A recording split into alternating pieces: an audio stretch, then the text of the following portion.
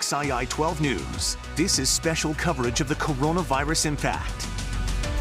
Reopening in phases. Coming up, what the data says and what that could look like. Our Kenny Beck fills us in.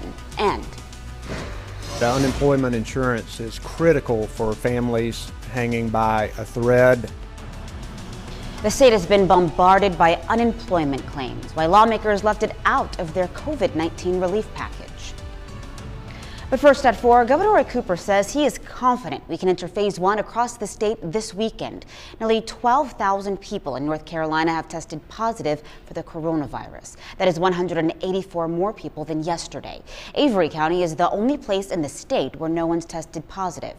430 people have died from the virus, and today we're learning 8 more of those people died, including someone in Davidson County. More than 1,600 people are infected with the virus here in the Triad, but hundreds have beaten it. The county is reporting recoveries. 567 people have been cleared from isolation. If the numbers continue to level off, some restrictions could end this weekend, but there's quite a bit of confusion about what is not allowed to open. Our Kenny Beck joins us live from his home. Kenny, break down phase 1 for us. What's that going to look like? Brianna, this is extraordinarily confusing. Did a lot of digging on this today. We could enter phase 1 of the backed off, scaled back restrictions as early as this Friday night at 5 p.m. Here's the thing. Some businesses that on paper appear to be part of phase 1 are already open. Some of them, we are told, have been open for weeks. And after a really careful read of some of the fine print in these executive orders, it does not appear that those businesses are doing anything wrong. At 10 a.m. sharp Monday, the doors were open at Hip Chicks in Clemens with customers walking inside. We will be allowing only 10 customers in the store at a time. Owner Christina Przeznik announced plans to do it on social media the day before. Small retail places, they were able to have in-store customer traffic come back in, which under the original Clemens order they couldn't have.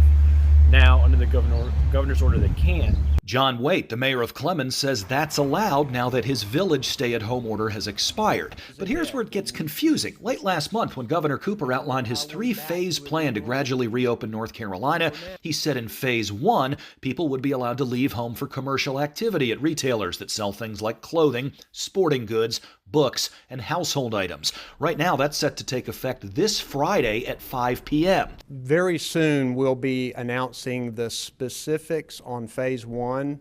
We're still analyzing our indicators, our testing, tracing, and trends, talking with healthcare experts. We're getting a lot of advice from businesses. I actually had another retailer from Charlotte reach out and just say, hey, what are you guys doing? How are you able to do this? The first definition of an essential business is any business that can follow the distancing and gathering guidelines. We did choose to close just for our safety of our employees and our customers, and have continued to do all of the guidelines that we're supposed to be doing.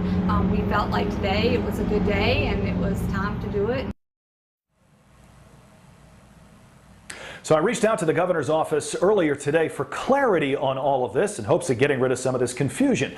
Late this afternoon, we did hear back from the DHHS. They pointed me to 2 specific executive orders, and I found the language here that applies. The first one is Executive Order 121, Section 2, letter C. It outlines exactly what an essential business is. It's first defined as any business that meets social distancing requirements between and among its employees and between and among its employees and customers except at the point of sale. The other one is Executive Order 131, which says no retail establishment can have more than 20% of its fire capacity or 5 people for every 1,000 square feet. Now, there are, of course, other businesses like hair and nail salons, tattoo parlors, bars and restaurants, the dining rooms of those places that are not allowed to be open right now, regardless of any social distancing that they might keep in effect. Brianna, we'll send it back to you. Kenny, thank you. The State Department of Transportation cannot start any new road projects. Their cash reserve has fallen below the $293 million minimum set by law. The DOT is funded through gas taxes, car purchase fees, and DMV services. All 3 sources have declined because of the virus. The agency estimates it's going to lose more than $300 million in revenue for the fiscal year that ends in June. Right now, Tyson employees are being tested for the coronavirus at the food processing plant in Wilkes County.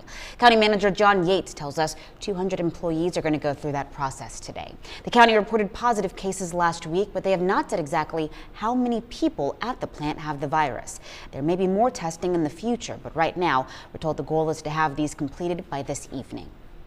Over the weekend, COVID-19 cases in Wilkes County surpassed 100. Again, the county is not releasing how many of those cases are tied to Tyson. But in Forsyth County, 287 people have been infected with the virus. The public health director tells us testing increased last week in the county because they spotted a new trend: positive cases connected to Forsyth County residents who work at the Tyson plant. They tell us since last Monday, a majority of the new cases are tied to Tyson. High Point University is going to honor its class of 2020 seniors during a virtual commencement ceremony this Saturday morning at 9. They're planning an in-person commencement ceremony for August when it may be safe to gather together in large groups again. We have more information on this, including where you can watch, on our website, WXIA12.com. Fall study abroad programs for undergraduates at UNCG are suspended for the year because of the pandemic. All other international travel has been canceled. The university says exchange opportunities next spring aren't off the table, but right now there's just too much uncertainty to make a final decision on those programs. This week is Teacher and Staff Appreciation Week. So to honor educators for their dedication to students, you're asked to display a light in a window or outside tomorrow night at 8:20 for 20 minutes. You can share your pictures using the hashtag NC Lighthouse Leaders.